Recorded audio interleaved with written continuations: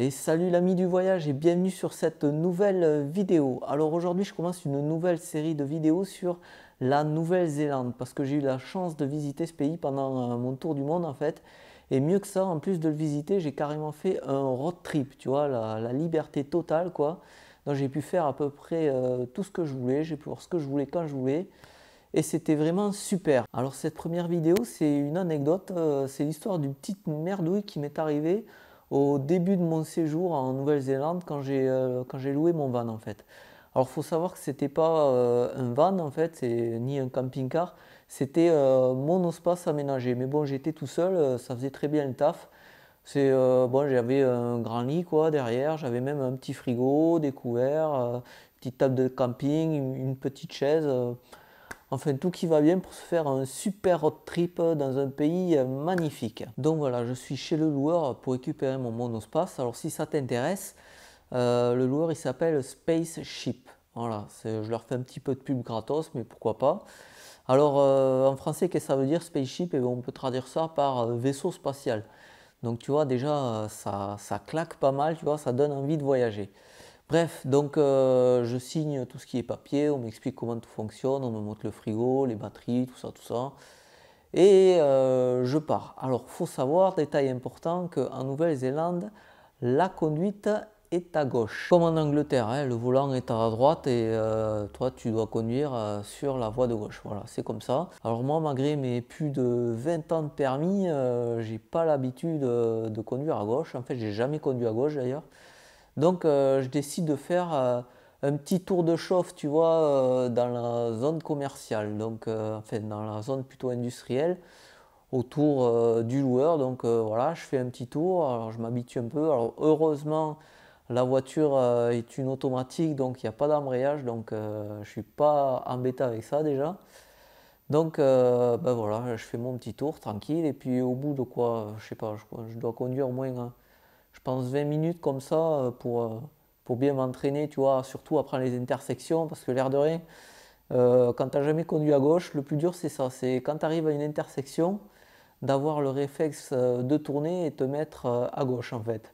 Tu vois, quand tu as conduit pendant 20 ans comme moi à droite, dès que tu arrives à une intersection, tu te poses du mauvais côté de la route directement. Donc c'est l'air de rien, c'est hyper dangereux. Tu peux te tuer tout simplement. Bref, donc je m'entraîne un petit peu comme ça, et une fois que c'est fait, je me dis bon, mais ok, là c'est bon. Maintenant, je vais m'arrêter sur le bas-côté et je vais brancher mon GPS. Donc je commence à me rapprocher du trottoir, et là tout d'un coup j'entends un paf. Pshhh. Et là je me dis merde, qu'est-ce qui se passe? Donc je m'arrête, je descends, et là je me rends compte qu'en fait j'ai crevé un pneu. Connement comme ça, comme un abruti. Je me suis trop rapproché du trottoir en fait, et j'ai frotté. Alors pour ma décharge, les trottoirs étaient vachement pointus, tu vois, c'était des morceaux comme ça, un petit peu comme des rochers sur la plage avec des moules dessus, tu vois, ils étaient vachement abîmés et coupants, enfin bref. J'ai donc bousillé mon pneu comme ça à peine 20 minutes après avoir loué le van. Voilà, l'erreur bête et méchante, j'ai crevé un pneu, ça arrive. Alors bon, je roulais pas vite, mais voilà, comme les trottoirs étaient bousillés, j'ai explosé, enfin non, j'ai pas explosé, j'ai crevé le pneu en fait. Il y a un trou quoi dedans. Donc bon, tu me diras, ben, c'est pas grave, un pneu crevé, on le change, et puis voilà, c'est parti. Donc ben, je vais dans le coffre quoi pour prendre ma roue de secours. Et là, je me rends compte qu'en fait, la roue de secours, c'est une petite galette, tu sais, ces petits trous exprès là, quand tu crèves un pneu quoi. Donc là, le problème, c'est que moi, je ne peux pas rouler avec ça parce que je vais rester plus d'un mois en Nouvelle-Zélande. Je vais faire carrément le tour du pays, je vais faire les deux îles, et je vais même aller dans des endroits, je vais faire de la piste et tout quoi. Donc voilà, pas de bol, je ne peux pas rouler avec ça, je dois faire réparer le pneu. Mais encore manque de chance, la faute à pas de bol, je ne peux pas faire réparer le pneu, tout simplement parce qu'en fait il est percé sur le côté. Alors bon, je le sais parce que ça m'est déjà arrivé. Quand tu as un pneu crevé au milieu de la bande roulante, il n'y a pas de problème, on te met une mèche, on appelle ça, tu sais, un autre bout de caoutchouc, et on répare le trou. Mais quand c'est sur le côté, c'est trop dangereux parce que le pneu peut éclater en fait. Et donc on ne répare pas, tu es obligé de changer le pneu. Le truc en plus, c'est que tu ne peux pas changer juste un pneu comme ça. En tout cas, en France, la loi, il faut que les deux structures de pneus, tu sais, les dessins qu'il y a sur les pneus, elles soient identiques pour le même train. Donc, train avant, tu crèves un pneu, tu es obligé de changer les deux pneus avant. Donc, je suis obligé de changer les deux pneus avant. Donc là, je me dis, bon, écoute, ça va me coûter un bras, d'autant plus que j'ai pas pris l'assurance, bien évidemment. Donc voilà, comme j'ai pas pris d'assurance, ça va être de ma poche, je suis obligé de payer. Donc là, je me pose une question, je me dis, bon, où tu retournes chez le loueur, ou tu trouves toi-même un réparateur. Bon, autant te dire que retourner chez le loueur 20 minutes après l'avoir quitté pour lui dire que j'ai pété un pneu, j'avais trop honte. Franchement, j'avais honte. J'avais pas du tout envie de faire ça. Donc, j'ai préféré trouver moi-même un réparateur de pneus. Alors, bon, ça a été assez simple parce que voilà, on était samedi, j'étais dans une zone industrielle en fait. Et comme j'avais acheté une carte SIM et tout, bon, j'ai pu utiliser le GPS de mon portable. Donc, j'en ai trouvé un pas loin. Du coup, je m'y rends avec ma petite galette installée, quoi, une fois que j'ai changé le pneu. Et je vais à ce réparateur de pneus. Donc j'arrive chez le fameux réparateur, je garde ma voiture et tout, et là j'arrive dans le garage, et il y a juste un gars assez vieux, vraiment typé local, quoi. Là-bas c'est les Maoris, tu vois. Enfin, je sais pas, tu vois comment ils sont les Maoris, quoi. Si tu regardes du rugby par exemple, c'est des gars bien costauds, bien massifs. Voilà, c'est un gars un peu vieux et en fait il est en train de dormir sur une chaise, quoi. Donc il roupille tranquille. Alors, bon, moi, je suis là, j'attends un peu, tu vois, je ne vais pas trop le déranger non plus. Bon, voyant qu'il bouge pas, je réveille, je fais excusez-moi, machin. Et là le gars se réveille, il fait oui, bon, qu'est-ce qui vous arrive? Bon, tout se passe en anglais évidemment. Ben, je lui dis ben voilà, j'ai crevé un pneu, il faudrait qu'on me le change. Et là le gars me répond mais c'est pas moi qui m'en occupe, c'est mon fils et pour l'instant il n'est pas là. Mais vous inquiétez pas, il va revenir et il va s'occuper de vous. Et là, donc, j'attends. Et là, se passe un bon long moment, au moins les 15 minutes. C'est pas énorme, mais bon, 15 minutes les plus longues de ma vie, tu vois, à être tout seul comme ça, à rien faire et à regarder ce mec qui s'est rendormi sur sa chaise, tu sais. J'ai un peu l'impression d'être dans un film d'horreur, tu vois. C'est un peu le truc du malaise, tu sais. Les films d'horreur, c'est toujours une bande de jeunes qui partent en road trip comme ça, et ils arrivent dans une station-service, il y a un mec un peu louche comme ça. Là, c'est exactement la même ambiance, tu vois. Donc, bon, j'attends un petit peu. Et puis finalement, son fils arrive comme ça, et donc en voiture, et il me demande, bon, mais qu'est-ce qui vous arrive? Je lui dis, ben voilà, j'ai crevé un pneu, faudrait me le changer, quoi, parce que c'est sur le côté, donc on ne peut pas le réparer. Donc il regarde le truc et tout, il fait oui, effectivement, machin. Et là il me dit je vais vous le changer. Mais il ne me propose pas de me changer les deux pneus. Il parle d'un seul. Donc là je me dis super, c'est peut-être pas les mêmes lois qu'en France ou un truc comme ça. Donc je vais pouvoir payer qu'un seul pneu, c'est déjà ça de fait, quoi, tu vois. C'est déjà ça de gagner même, on va dire. Donc voilà, il commence à chercher un pneu dans tout son bordel, là. Tu vois, c'est vraiment un petit garage, hein. C'est le bordel un peu partout. Puis finalement, le gars revient et là, il me dit bon, ben écoutez, j'arrive pas à trouver les bonnes dimensions. Par contre, j'en ai deux qui sont d'une autre dimension, mais voilà, il faut que je vous change les deux. Hein, je ne peux pas vous en mettre un seul d'une dimension et l'autre d'une dimension différente. Donc là, je me dis, ah merde, finalement, je vais être obligé de changer les deux, quoi, tu vois. C'est le pas de bol qui continue, quoi. Donc je lui dis, bon, ok, c'est parti, changez-moi les deux, de toute façon, je suis obligé. Je vais partir en road trip pendant plus d'un mois, donc il me faut des bons pneus, quoi.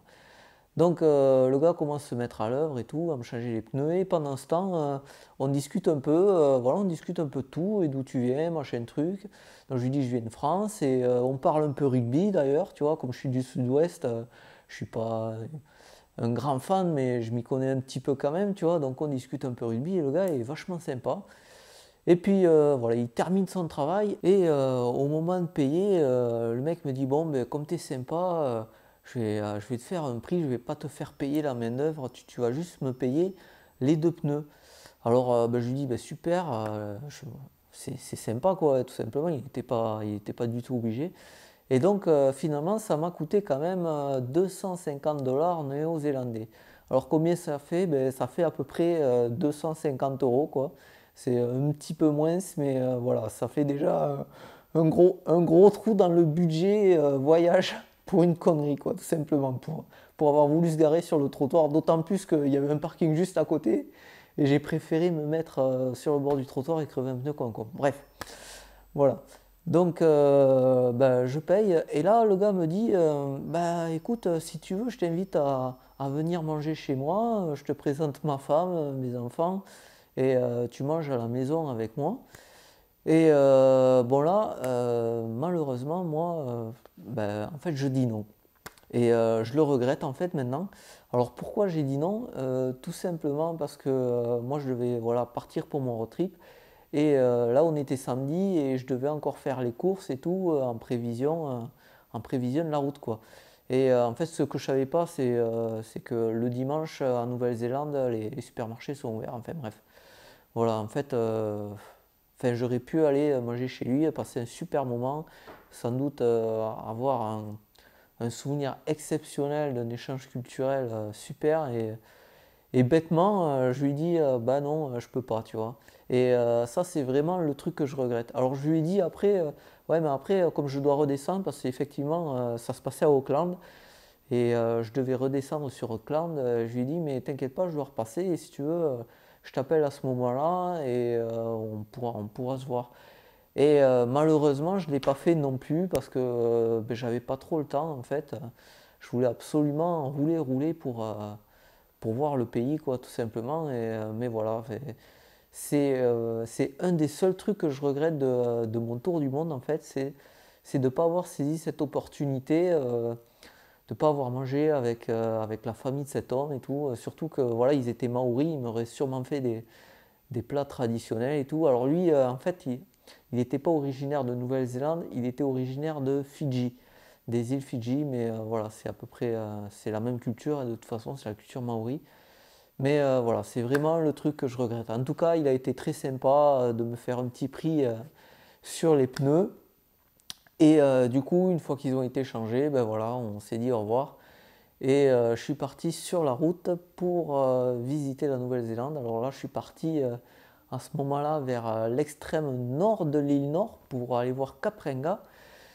Et ça, tu le découvriras dans la prochaine vidéo, donc il faut t'abonner à cette chaîne. Voilà, alors là, normalement, ça a été la fin de cette vidéo, mais en fait, j'ai une autre petite anecdote à te raconter. Alors, il m'est pas arrivé grand-chose en Nouvelle-Zélande, mais il m'est arrivé, voilà, ces deux trucs. Le jour où j'ai crevé ce pneu et aussi un autre petit problème que j'ai rencontré sur la route. En fait, je roulais et je commençais à rentrer dans une ville, je ne sais plus laquelle. Et là, tout d'un coup, j'entends un bruit de grincement au niveau d'une roue avant, mais vraiment un truc, tu vois, comme une craie sur un tableau. Le truc qui te vrille les oreilles là. Et en continu, quoi, tu vois. Et là, donc, obligé de m'arrêter, je me suis dit, putain, mais qu'est-ce qu'il arrive? D'autant plus, j'avais entendu un petit clic avant que ça arrive, tu vois, quelque chose qui tombait dans le moteur ou je ne sais pas quoi. Et là, je me suis dit, mais qu'est-ce qui s'est passé? J'ai dû péter un truc, alors je m'arrête un peu, et puis je réessaye quand même de rouler, mais là, pareil, le même bruit et tout, je me dis, putain, j'ai dû exploser un truc, je ne sais pas ce qui s'est passé. Alors là, je voyais déjà la galère, tu vois, de devoir appeler une dépanneuse en anglais en plus. Il faut savoir, je ne suis pas super bon non plus en anglais, hein. Ouais, devoir appeler une dépanneuse, devoir appeler le loueur pour lui dire ce qui m'était arrivé. Enfin, je voyais la grosse galère administrative arriver, quoi, les gros problèmes. Donc là, je décide avant, ben, de toute façon, de démonter ma roue avant. Donc je démonte ma roue avant et je la fais tourner. Et apparemment, il y a tout qui tenait en place et tout. Mais effectivement, quand je la tournais, j'entendais ce petit grincement.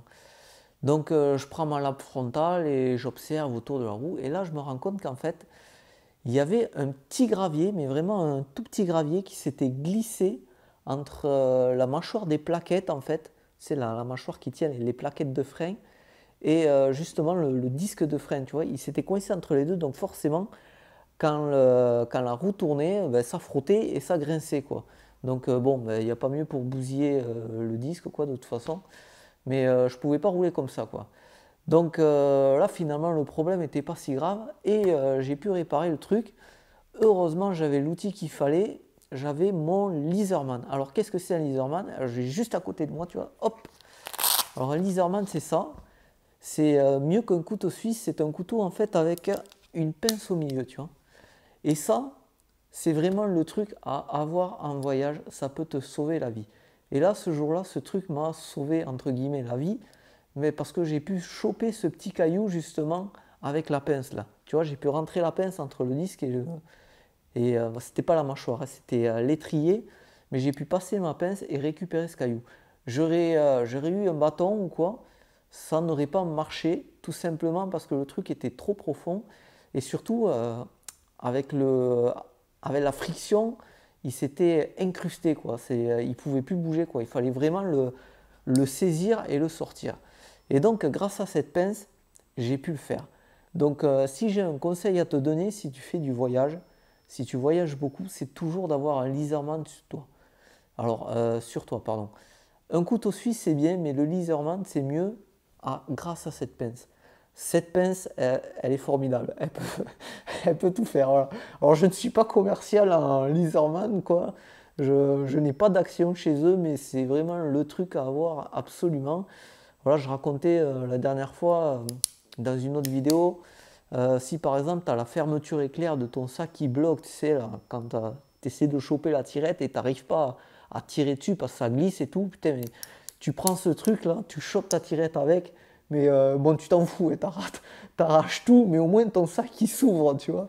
Et voilà, ce truc peut te sauver la vie. Bon, bien entendu, dessus il y a des couteaux, etc., des lames, des petits tournevis, tu peux faire ce que tu veux avec, mais voilà, toujours avoir un Leatherman sur toi quand tu voyages, c'était le conseil du jour. Voilà, c'est la fin de cette vidéo, donc les prochaines vidéos parleront aussi de la Nouvelle-Zélande. Je vais faire un genre de nouveau format en fait, je vais plus parler des destinations précises que j'ai faites. Donc là, je te parlerai de Cap Renga et de Sand Dunes, je pense. Et voilà, il y aura des photos et tout, et je te raconterai comment c'est, ce que j'ai ressenti, est-ce que je me suis amusé, est-ce que c'est bien, est-ce qu'il faut y aller, tous les trucs comme ça. Et il y aura plusieurs vidéos comme ça de plusieurs destinations en Nouvelle-Zélande. Parce que la Nouvelle-Zélande, c'est un pays magnifique et contrairement aux autres vidéos, par exemple sur la Chine ou sur l'Inde, où j'ai pu pointer du doigt les points négatifs, là en Nouvelle-Zélande, des points négatifs, il n'y en a pas. Enfin, il y en a quelques-uns, je les donnerai plus tard, mais ouais, c'est pas au niveau du choc culturel ou des trucs comme ça. Donc voilà, ce sera des vidéos tourisme, on va appeler ça, avec des photos. Voilà. Donc pour ne rien rater de ces vidéos, il faut t'abonner à cette chaîne. Il faut aussi cliquer sur la cloche pour avoir les notifications. Je t'invite à commenter cette vidéo aussi. Si toi aussi tu as fait un road trip, qu'il t'est arrivé des galères, des trucs comme ça, tu peux m'en parler, pourquoi pas. Si tu as des questions, tu peux m'en poser aussi, j'y répondrai avec plaisir. De toute façon, pour l'instant, on n'est pas nombreux. Donc, profites-en, hein, tant que j'ai pas 10 000 abonnés, ce sera plus dur de répondre à tout le monde. Profites-en pour me poser des questions. Voilà, il y a aussi bon, les réseaux sociaux, comme d'habitude, Instagram, Twitter, etc. Bon, voilà, tu peux lire le blog aussi, mesyeuxsurlemonde.com. Voilà. Donc je te dis à bientôt pour la prochaine vidéo, ce sera sans doute la semaine prochaine, donc à la semaine prochaine pour la prochaine vidéo. Et en attendant, explore, déco, voyage. À plus.